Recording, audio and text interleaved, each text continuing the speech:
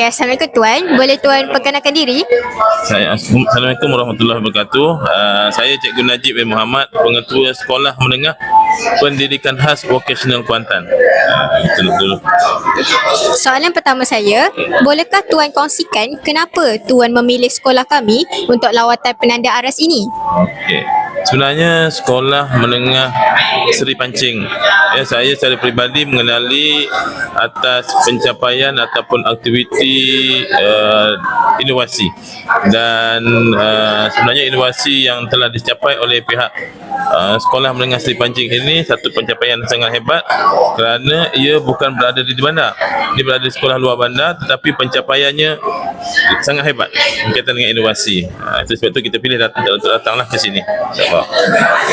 Soalan kedua saya, bagaimanakah pandangan pihak Tuan terhadap persekitaran, kemudahan dan pencapaian sekolah kami?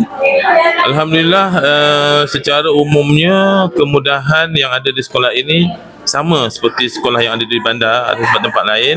Tidak ada diskriminasi lah walaupun dia berada di kategori luar bandar, di Felda khususnya ya.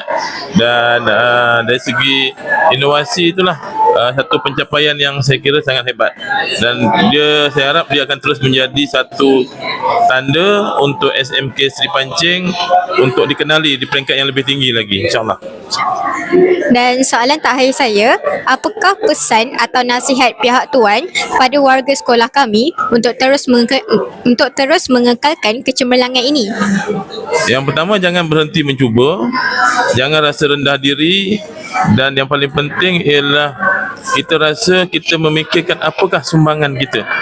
Sumbangan kita melalui inovasi itu juga satu sumbangan, mana orang lain boleh guna inovasi-inovasi yang dah dibuat ya.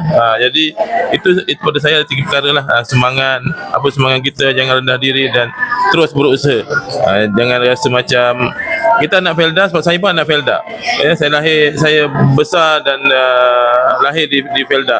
Jadi saya rasa kita kena tunjukkan pada masyarakat di luar bahawa anak Felda pun bukan sembarang-sembarang. Mereka juga boleh memberi semangat, terutama dalam bentuk inovasi yang hebat-hebat sebegini. Terima kasih. Terima kasih Tuan.